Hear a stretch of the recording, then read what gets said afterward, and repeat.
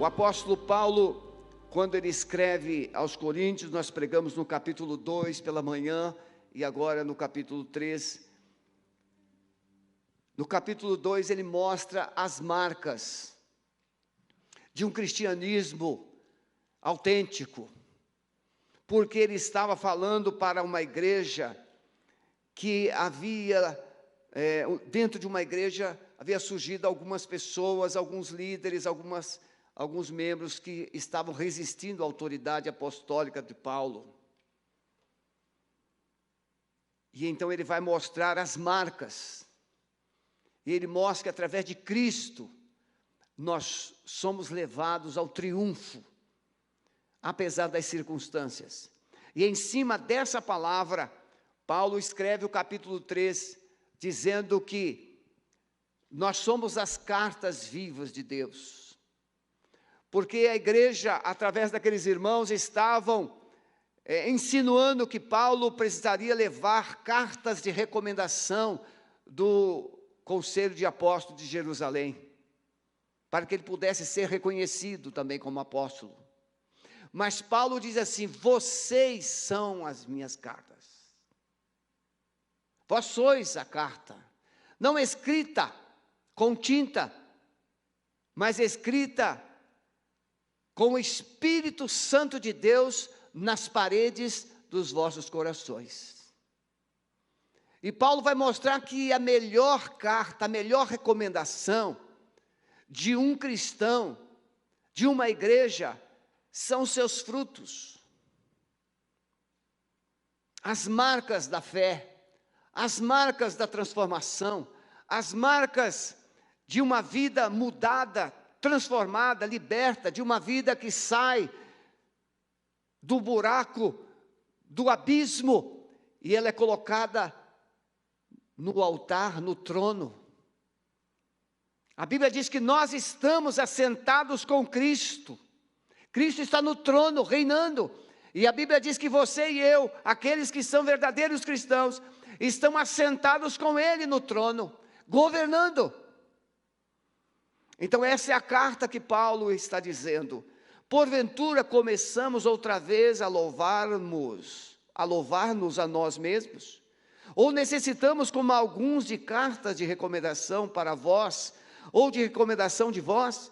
Vós sois a nossa carta, escrita em nossos corações, conhecida e lida por todos os homens, porque já é manifesto que vós sois a carta de Cristo, ministrada por nós, e escrita não com tinta, mas com o Espírito do Deus vivo, não nas tábuas de pedra, mas nas tábuas de carne do coração.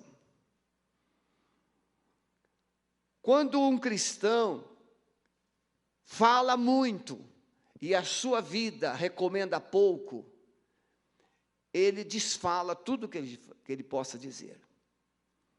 Nós temos visto e ouvido muitas pessoas dizendo assim: tem gente lá na igreja que é pior do que eu, o que eu vou fazer lá?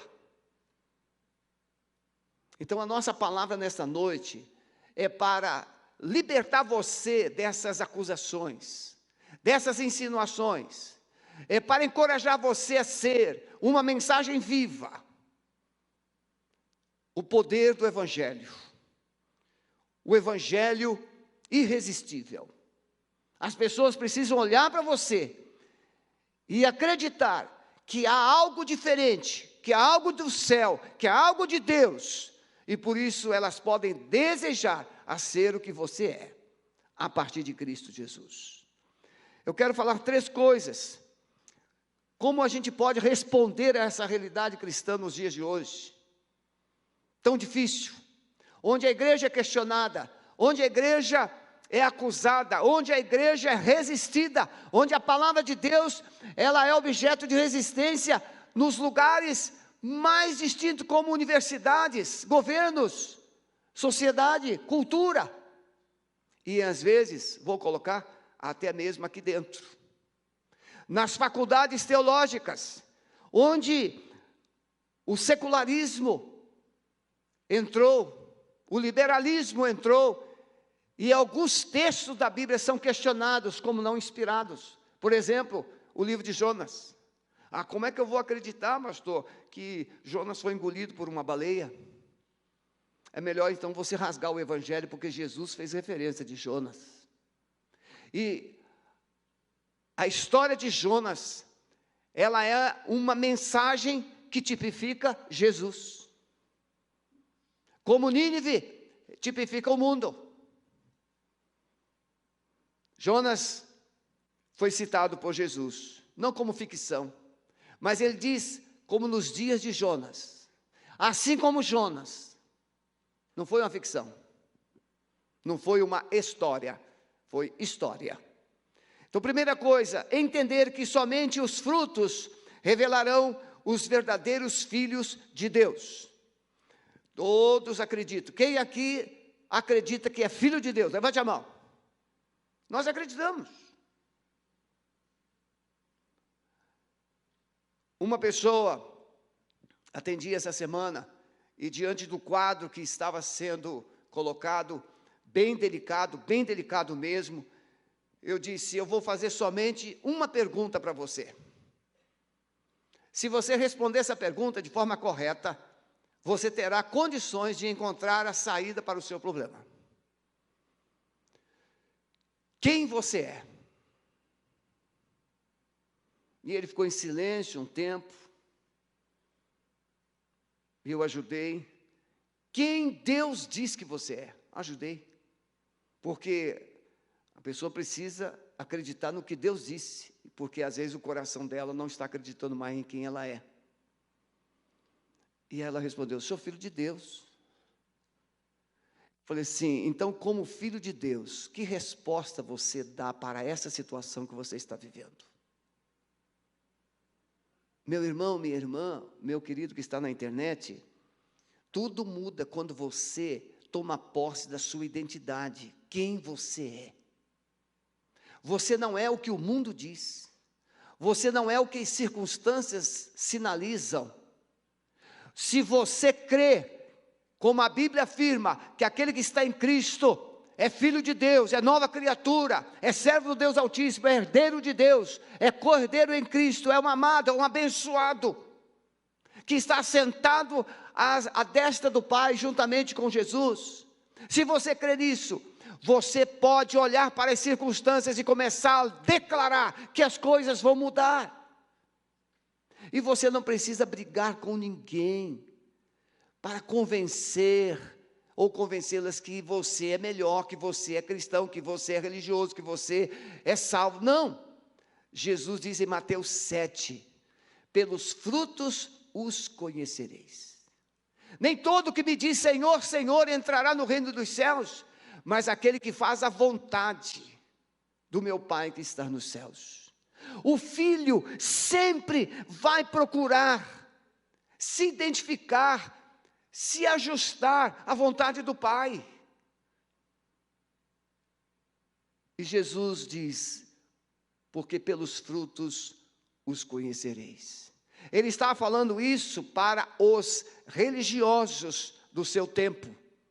Você pode ver que logo após essa declaração, Jesus faz a aplicação do ensino da edificação da casa sobre a areia e da casa sobre a rocha.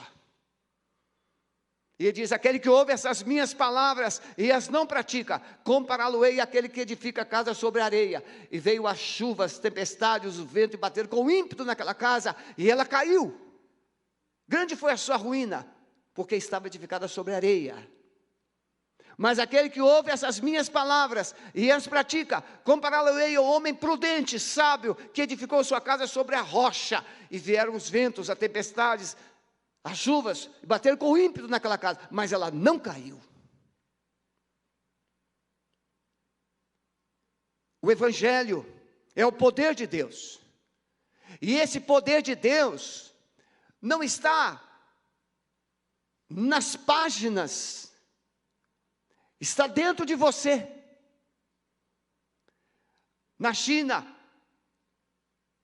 na Rússia antiga, na União Soviética antiga, nos países hoje árabes, os cristãos memorizam a Bíblia, porque elas, se forem tomadas nas suas mãos, elas são confiscadas e os cristãos são presos. Na Coreia do Norte, as páginas são trocadas. Eu leio a página, passo para frente, pego a outra página e vão memorizando a palavra. Por isso Davi escreve no Salmo 119, eu escondi a tua palavra no meu coração, para eu não pecar contra ti. Jesus em João 5,39, ele diz, examinai as Escrituras, porque vós cuidais ter nelas a vida eterna, porque são elas que dão testemunho de mim. Mas o testemunho que Jesus quer hoje, não são somente os testemunhos que estão escritos nas páginas do livro santo, mas os testemunhos que estão presentes na sua vida, o que Ele já fez na sua vida. Porque o seu vizinho pode ter outra religião, os seus colegas de trabalho podem ter outra religião, as pessoas na universidade podem ter outras religiões, mas se você tiver Jesus na sua vida, eles irão se deparar com uma verdade incontestável. Porque as religiões têm ensinos, mas Jesus tem poder, e uma verdade, uma luz que brilha nas trevas. Os frutos, a vida cristã, o evangelho, então não se constitui de discursos. Essa pregação aqui, ela é importante, mas a maior e mais poderosa pregação é a minha, a sua, de segunda a domingo. Quando você está no seu trabalho, quando você está na sua casa, quando você está em qualquer lugar, você vive, você toma decisões, você tem atitudes que vão impactar as pessoas com aquilo que você é. O Evangelho de Jesus. Paulo diz aos Romanos, primeiro ele diz aos Tessalonicenses, porque o nosso Evangelho não foi a vós somente em palavras, mas também em poder, no Espírito Santo e em muita certeza, como bem sabeis, quais fomos entre vós, por amor de Jesus. 1 Tessalonicenses capítulo 1, verso 5. Na China, um cristão falava de Jesus,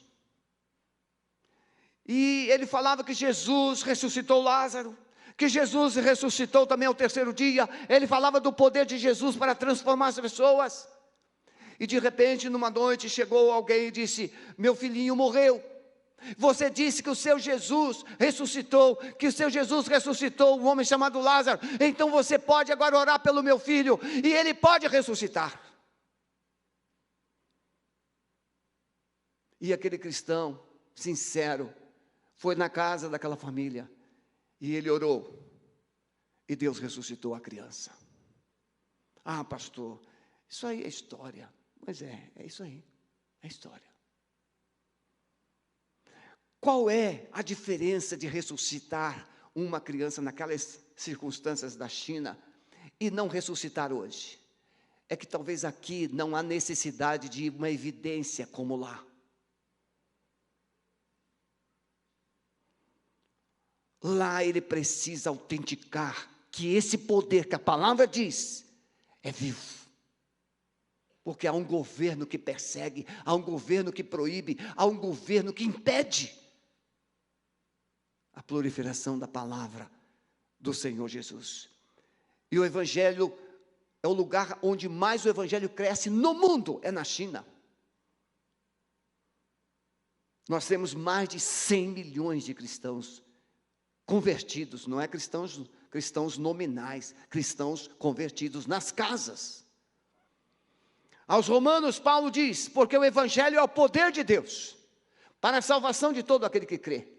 Por que Paulo diz que o Evangelho é o poder? Porque Roma era considerada o poder, Roma acreditava no poder, Roma acreditava no domínio. Então Paulo usa um termo grego para mostrar poder, a dinamite. Aliás, que se você pesquisar na internet, você vai ver como é que surgiu os prêmios Nobel. O autor da invenção da nitroglicerina, que após tantas explosões, ele vai numa viaja levando barris de nitroglicerina na sua carroça. A nitroglicerina cai e sempre lá explode, mas aquela carroça estava bem apoiada com pó de madeira, pó de serra. E a nitroglicerina não explodiu. E então o Nobel, ele teve a visão, é muito inteligente, ele transformou a nitroglicerina com pó de serra e fez as bananas de dinamite. E usou o termo grego dínamos ou dunamis. Algo poderoso. Eles usavam a nitroglicerina para explodir estradas, pedreiras, mas as dinamites. Depois ele foi inventar os mecanismos de explosão. Pesquise, coisa linda a história. Ele morreu sozinho, doente. Ele criou muitas armas de guerras, mas ele deixou toda a sua fortuna em favor de uma missão de paz. Por isso criou-se Nobel da Paz e os outros prêmios. Jesus é esse poder. Paulo diz que o Evangelho, e o Evangelho é o Cristo encarnado. Ele era o Verbo estava com Deus e o Verbo era Deus. O Verbo, que é a palavra, é Cristo e o Cristo é Deus. Então quando eu prego o Evangelho, eu estou pregando o próprio Deus. O Evangelho é o poder de Deus. É uma coisa impressionante, algo extraordinário, não dá para explicar nem racionalizar. Precisamos entender que o mundo se recusa a ler. Quem aí assistiu a série de filmes Deus Não Está Morto, pôde ter várias evidências como a resistência ao Evangelho, como a resistência ao ensino. Hoje no mundo inteiro a palavra de Deus é proibida a ser ensinada nas escolas e nas universidades. Os Estados Unidos é conhecido como o país mais cristão do mundo. Berço cristão, berço evangélico. O Deus é honrado na moeda americana. Mas em 1962, a Suprema Corte proibiu que a palavra de Deus fosse pregada dentro das escolas e universidades americanas. A palavra não pode, mas o cristão pode entrar lá, o cristão pode mostrar o seu testemunho, o cristão pode entrar lá e mostrar o poder de Deus na sua vida, ele pode orar, ele pode testemunhar, e assim milhares e milhares de cristãos têm invadido as universidades americanas, mostrando que Jesus é o Senhor, pelo poder do Evangelho dentro deles. E esse é o único meio que a igreja tem hoje para difundir o Evangelho e o poder de Deus na sociedade atual. Essa resistência, a Bíblia tem sido rejeitada em todas as universidades, governo, sociedade. Até mesmo na igreja, eu tive que dar uma palavra pública, porque na nossa faculdade teológica havia um professor que estava insinuando que alguns textos da Bíblia não eram inspirados. O reitor veio conversar comigo, 2 responsáveis pelos cursos também vieram conversar conosco. Aquele professor foi desligado do corpo docente da faculdade, e a faculdade continua. Mas há resistência. Por quê? Porque o liberalismo, a religiosidade, o secularismo não consegue viver com o sobrenatural. É viver com as explicações. No entanto, Paulo, é diante desse quadro que Paulo está falando de um evangelho não escrito com tinta. Veja, meus irmãos, vamos imaginar um jovem que se converte em uma família que não gosta do evangelho, não gosta da palavra de Deus, tem resistência. Mas esse menino, essa menina se convertem e esse jovem chega nessa família e não precisam falar, eles simplesmente vão mostrar a vida, postura, amor, a maneira de tratar as pessoas. E os pais vão começar a entrar em crise.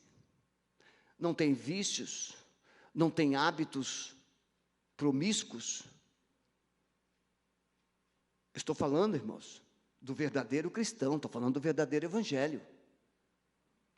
Uma vez um rapaz chegou no gabinete e disse: pastor, eu estou assim, tendo dificuldades, e como é que eu vou ficar sem sexo antes do casamento, e eu ainda nem tenho noiva, e como é que eu vou ficar, pastor, sem sexo antes do casamento? Eu olhei e falei assim: olha para mim, se vira. Ele pensou que eu ia dar uma fórmula mágica para ele. Eu falei assim: se vira. Ele: como assim, pastor? Porque eu me virei. Quando eu me converti, eu tinha 23 anos menos 2 meses. E está ali a minha esposa. Comecei a namorar no dia que ela fez 15 anos. Nunca toquei nela antes do casamento. E como é que você não pode? Claro que pode. O problema é que você já decidiu que não pode.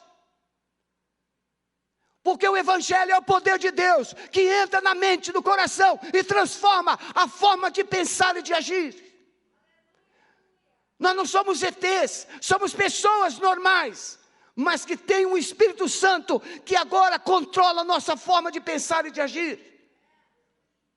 Ah, pastor, porque o senhor, 43, quase 44 anos atrás, é porque o senhor era meio quadrado. Sim, eu era quadrado, eu prefiro ir para o céu quadrado do que redondo para o inferno.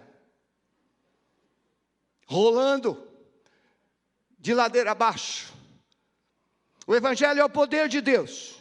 Então Paulo diz para os coríntios que a recomendação que ele tinha para validar o seu apostolado eram os próprios crentes de Corinto. Vocês são as minhas cartas. Eu ganhei vocês para Jesus. A cidade de Corinto, irmãos, foi uma das mais resistentes à pregação de Paulo. Tanto que Deus precisou dizer a Paulo em uma visão: Paulo, não te cales, não temas, não te cales, porque eu tenho muito povo nessa cidade. Tamanha resistência.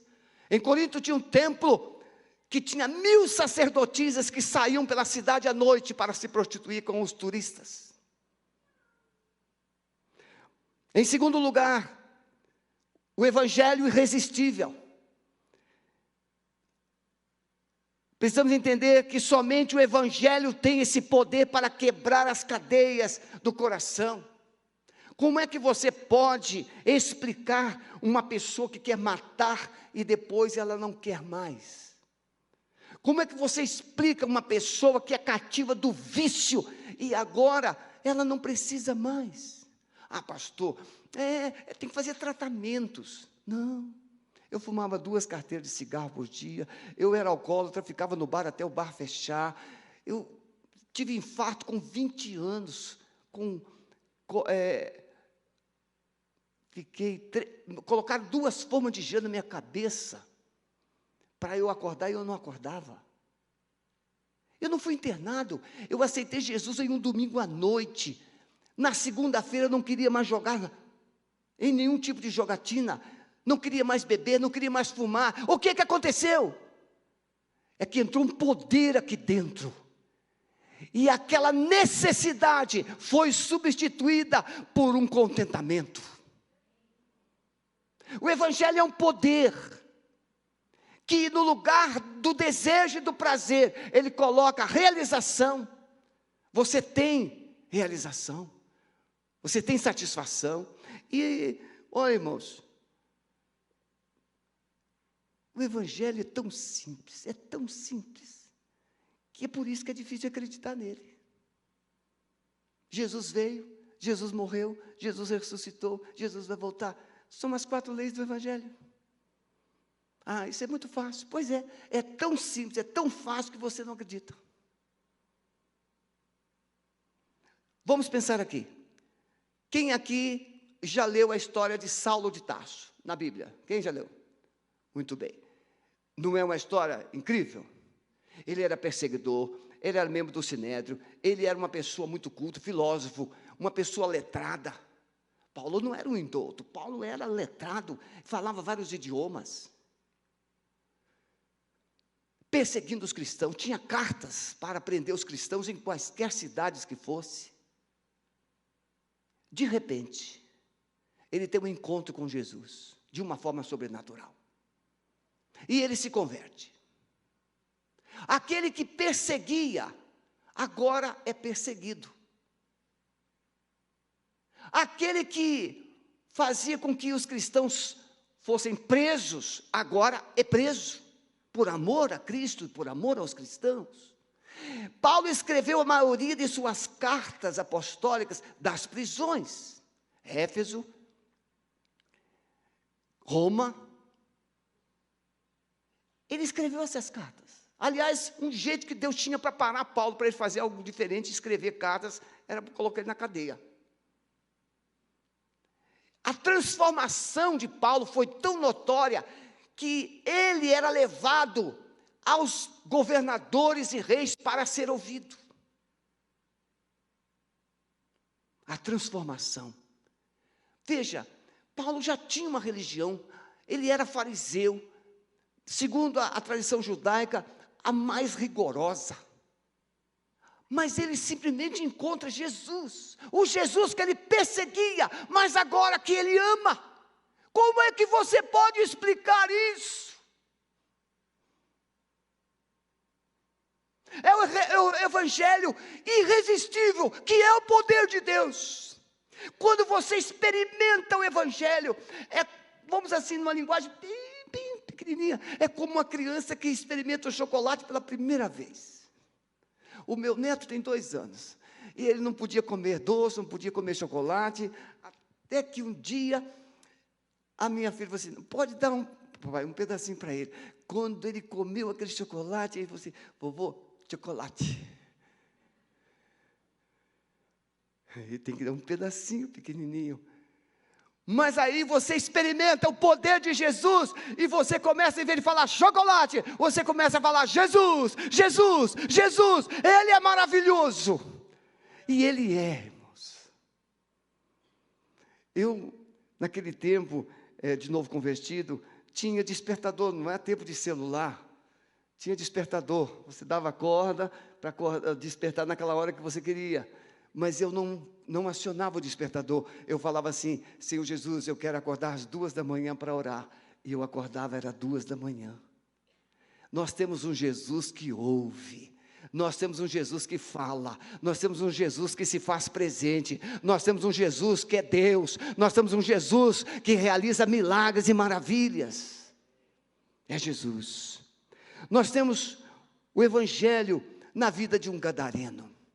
Esse gadareno de Marcos 5, ele era tão cheio de demônios, a Bíblia mostra que pelo menos 2.000 demônios, porque eles entraram nos porcos, 2.000 porcos, que se lançaram no mar e morreram.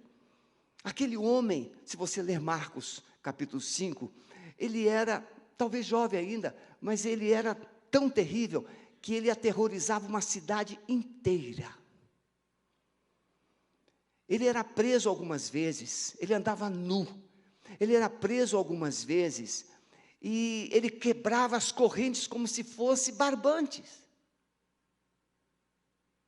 Urrava a noite toda, dia e noite, ninguém passava por ali.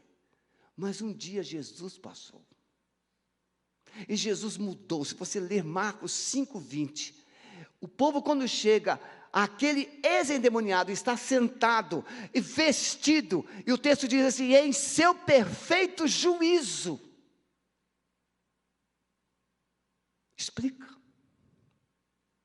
Explica. Um endemoniado que tem uma força excomunal, 4, 5 pessoas para segurar, e você chega simplesmente em nome de Jesus, e tudo se aquieta. Explica. Você não precisa brigar para o evangelho ser crido, você precisa mostrar o evangelho que precisa ser crido.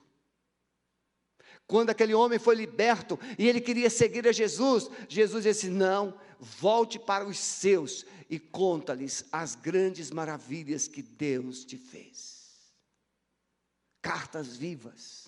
Aquele ex-endemoniado agora chega naquelas 10 cidades, Decápolis, eram 10 cidades, e ele chega, tente imaginar ele chegar no supermercado, porque todos conheciam ele.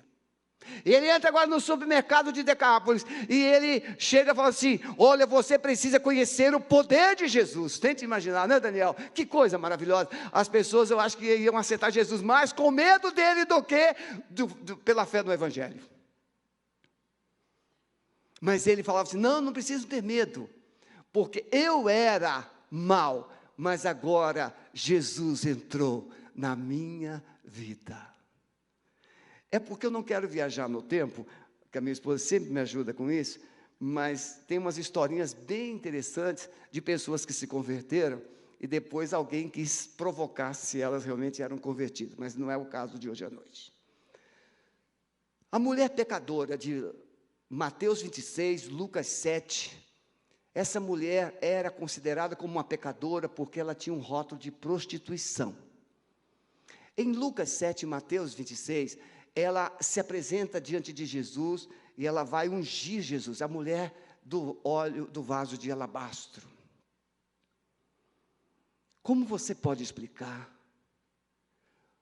uma mulher que vivia aquela vida irregular, agora ela está de joelhos aos pés de Jesus, derramando um vaso, um nardo que custava 300 dinheiro, ou seja, o equivalente a 1 ano de trabalho. E ela está ouvindo as pessoas dizendo: se esse Jesus soubesse quem é essa mulher,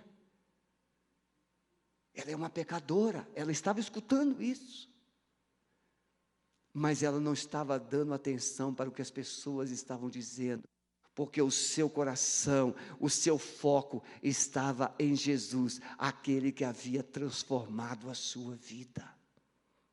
E ela economiza aquele nardo. Segundo alguns estudiosos, aquele nardo era comprado por gramas, de tão caro que era. Era comprado pelas noivas para o dia das núpcias.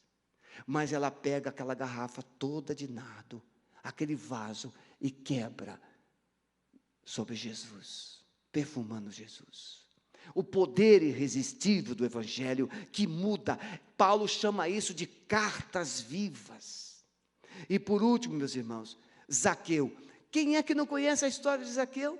Todas as crianças sabem quem é Zaqueu. As pessoas até não crentes conhecem a história de Zaqueu. Tem um cantor famoso que escreveu sobre Zaqueu. Como Zaqueu, eu quero subir mais alto que eu puder. Lembra dessa música? Sim, e ela ficou famosa. Essa música era cantada até nas praças e nas feiras livres, de tão famosa que ficou. Então todos conhecem Zaqueu. O que as pessoas não conhecem é o poder de Deus que atuou na vida de Zaqueu. Que Zaqueu era um rico triste. Zaqueu era odiado pela sociedade judaica, porque ele era um publicano, cobrador de impostos, mas ele ouviu falar de Jesus. Ele sobe em uma árvore, ele quer ver Jesus, mas antes de ele falar com Jesus, Jesus fala com ele, e diz: Zaqueu, desce depressa, porque eu quero ir na tua casa. E ele convida Jesus para um banquete, e ele recebe Jesus em sua casa. Mais que isso, ele recebe Jesus em sua vida, e ele diz: Senhor, agora, se alguma coisa for mostrada contra mim, eu quero restituir 4 vezes mais. O homem que era rotulado como aquele que tirava impostos, agora ele quer doar aquilo que ele tem. Transformação. Esse é o poder do Evangelho. Eu disse aqui muitas vezes que eu conheço uma família cuja mulher, o marido empresta dinheiro, emprestava, não sei se empresta mais, emprestava dinheiro para ela a juros. Mulheres, você já imaginou ter um marido que te emprestava dinheiro a juros? O que você faria com esse marido? Pois é, essa querida, ela falou assim: pastor, eu precisava às vezes de dinheiro para resolver algumas situações, e quando eu ia conversar com ele, ele dizia: é tanto. Cobrava juros da própria esposa. O poder de Deus transforma homens desse em servos. Tem pessoas que amam o dinheiro. Tem pessoas que amam o pecado. Eu aqui mesmo já contei um moço que a esposa dele era da igreja, mas ele não era, e ele dizia assim: pastor, eu sou fã seu. Eu gosto de ouvir o senhor pregar, pastor. E eu dizia: então por que você entrega a vida, o senhor não entrega a sua vida a Jesus? Ele dizia assim: porque eu gosto de pecar. Tem pessoas que gostam de pecar. Mas o Evangelho é o poder de Deus, que tira o homem do poder do pecado, que liberta o homem.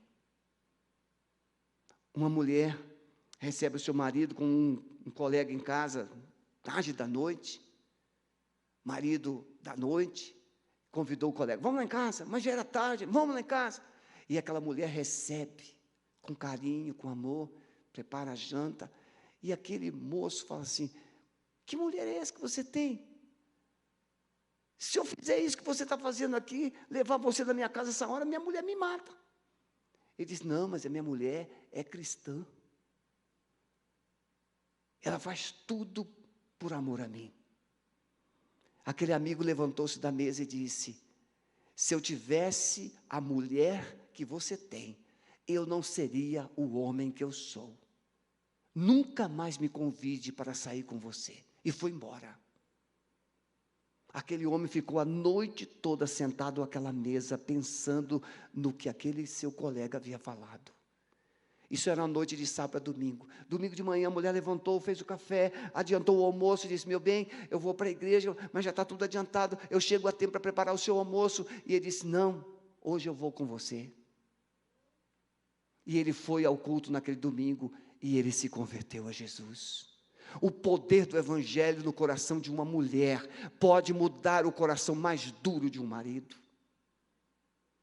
O poder do Evangelho no coração de um pai pode dar norte seguro para os filhos. E por último, meus irmãos, precisamos entender que o Evangelho escrito nos corações é a maior e mais poderosa mensagem que o mundo precisa receber. Essas páginas são resistidas, mas o Evangelho vivo pode não ser resistido, porque nós iremos nos apresentar às pessoas nos momentos mais cruciais de suas vidas. Eu posso enumerar a quantidade de pessoas que eu encontrei em hospitais. Uma família não cristã, não vou dizer qual é a religião, uma religião bem resistente aos crentes. E as duas filhas me chamaram no hospital que a sua mamãe estava muito mal, estava morrendo. E quando eu estava lendo, eu levei um informativo da igreja, que nós chamávamos de boletim dominical. E naquele boletim falava sobre a vida eterna. E eu estava lendo aquele boletim para aquela mulher que estava moribunda. E enquanto eu li o boletim, aquela mulher partiu. E aquelas duas filhas choravam desesperadamente.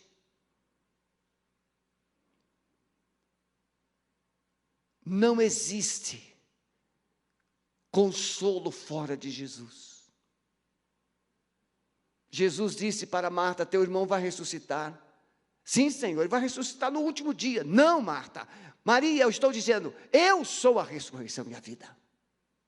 Nesses dias em que nós estamos perdendo pessoas queridas no Covid, estamos perdendo pessoas queridas de vários fatores de enfermidades, nós precisamos de um Evangelho que traga esperança além da morte. A vida não é até o túmulo. Existe uma vida além túmulo.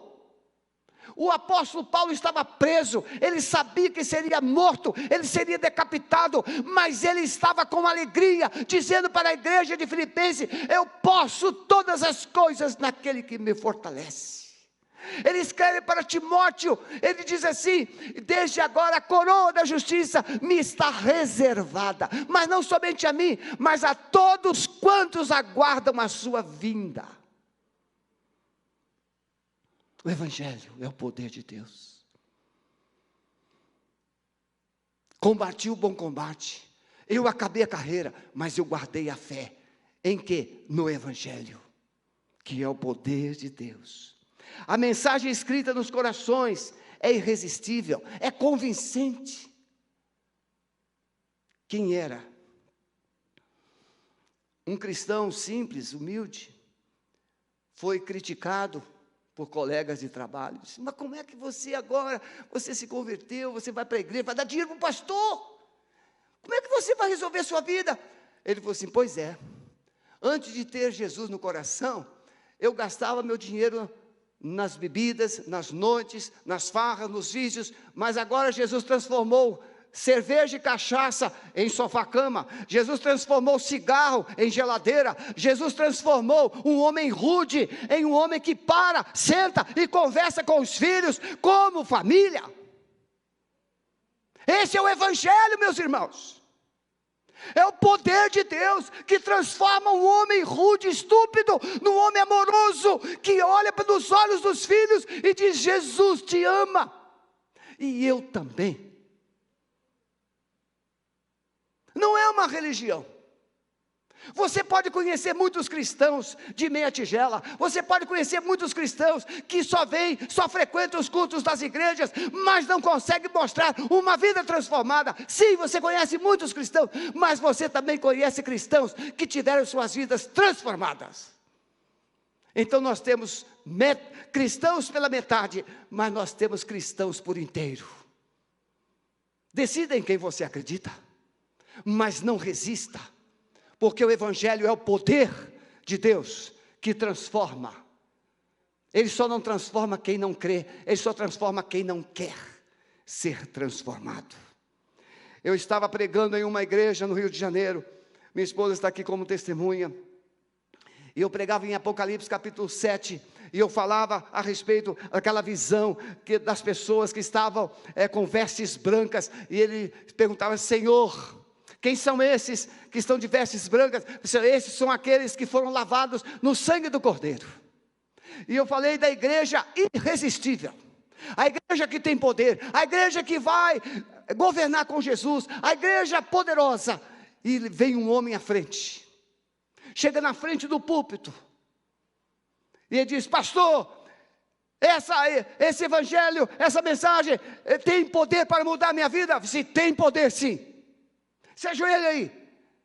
E nós oramos por aquele homem. Ele entregou a sua vida a Jesus. No final do culto, aí terminei a mensagem ali, porque ele foi na metade da mensagem. O sermão era tão bom que não precisou nem pregar todo. Aí ele, no final do culto, ó, pastor, aquele rapaz que veio aqui à frente, está chamando o senhor lá na porta. Irmãos, era o chefe do tráfico. Tinha ido no culto para matar o pastor. E ele disse, pastor, eu vim aqui para matar esse pastor dessa igreja aqui. Nós tínhamos uma boca de fumo aqui atrás, e esse pastor levou a igreja a orar, a boca de fumo acabou, e eu vim aqui para matar ele hoje.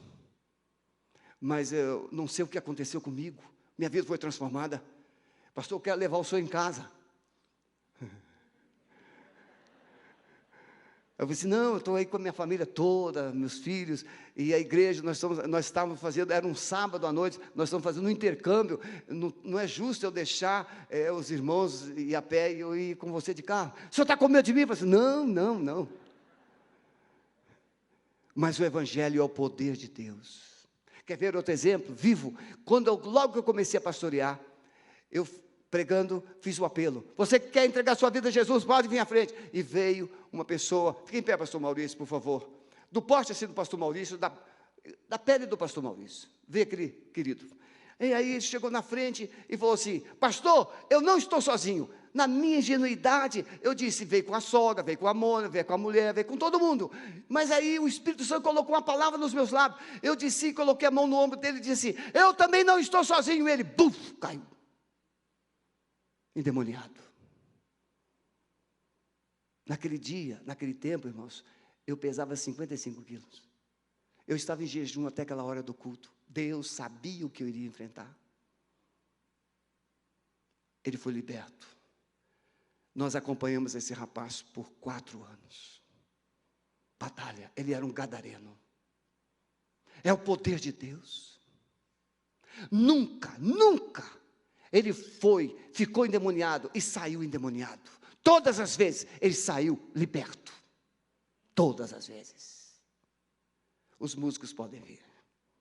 Eu quero que você entenda que o mundo está cansado de igreja, o mundo está cansado de religião, o mundo está cansado de gente que fala sobre Deus. O mundo quer conhecer alguém que anda com Deus.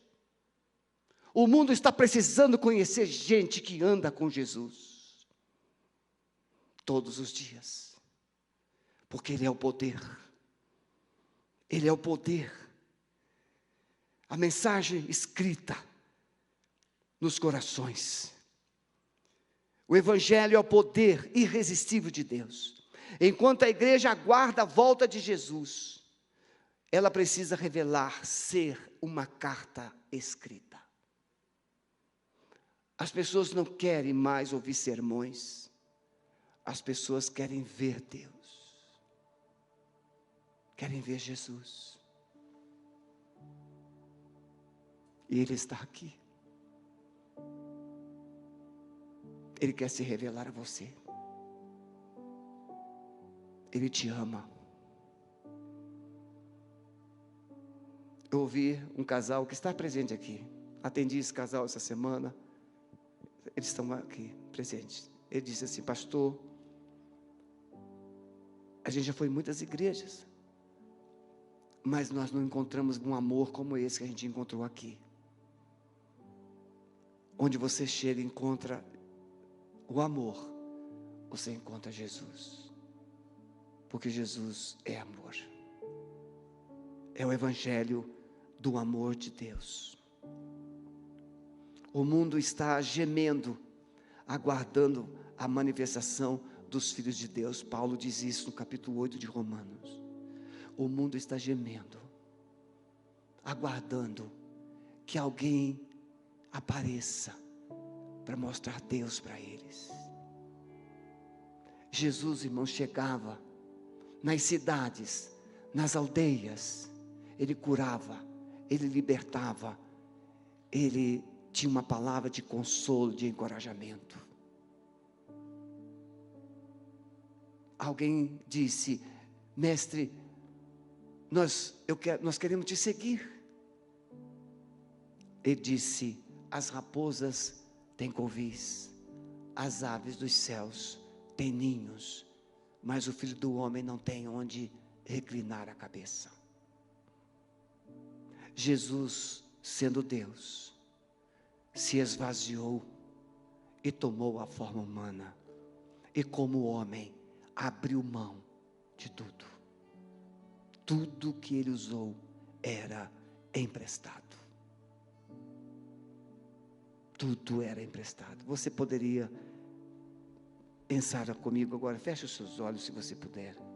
Vidas transformadas, cheias do amor de Deus, falarão mais fortes e mais alto do que as injustiças e as perseguições. Sim, você pode estar vivendo dias difíceis, você pode estar vivendo dias de perseguições, você pode estar vivendo dias de provas, mas tudo isso não é maior do que Jesus.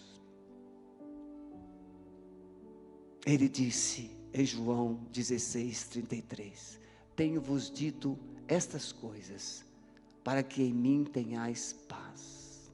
No mundo tereis aflições, mas tende bom ânimo, eu venci o mundo. Você gostaria, a partir desta noite, você que está em casa, você que está nos ouvindo durante a semana, por essa mensagem, você gostaria de tomar uma atitude na sua vida, de viver o Evangelho irresistível de Jesus, de ser uma carta lida, de ser uma carta viva? Vamos ficar em pé, por favor. Se você, nesta noite, deseja ser uma carta viva de Deus, na sua casa, nos lugares que você vive, eu gostaria de orar por você aqui nesta noite. Se você ainda não entregou a sua vida completamente a Jesus, Ele pode hoje mudar a sua história. Ele pode libertar você do cativeiro, Ele pode quebrar os vícios da sua vida, Ele pode trazer cura às feridas da sua alma. Enquanto estivermos cantando, deixe o seu lugar e venha aqui à frente, e vamos adorar ao Senhor. Este é o evangelho que o Brasil precisa, Senhor. Este é o evangelho que as famílias precisam. O evangelho vivo, plantado dentro dos nossos corações. Senhor, nós temos aqui pais, filhos, pessoas que vivem em suas casas, suas famílias, onde sonham em viver dias melhores. Mas, Senhor, precisam do remédio, precisam do poder, precisam da autoridade que está na Tua palavra, que o amado Espírito Santo quer escrever em cada coração. Nós lançamos sobre essas vidas, Pai, a Tua palavra, o Teu poder, quebrando o secularismo, a resistência, a incredulidade, a religiosidade, quebrando os cativeiros, para que cada um saia daqui nesta noite dispostos, cada um saia disposto a viver o verdadeiro evangelho de Jesus, e possam chegar em suas casas como verdadeiros luzeiros do Senhor, como verdadeiras dinamite, explodindo todo o trono, toda a muralha, toda a cadeia de Satanás nessas casas, destruindo, Pai, todas as barreiras. Nós as abençoamos no poder do nome de Jesus. Amém. Eu quero ainda, antes de chamar o Daniel para ajudar você a sair, dizer que muitas vezes nós queremos que a igreja seja boa, mas você precisa lembrar que eu e você que somos a igreja, e que esse poder está à disposição de cada um de nós. Viva assim, leve esse evangelho verdadeiro e faça a diferença aonde você estiver. Amém? Deus te abençoe. Você que está em casa, Deus te abençoe em nome de Jesus.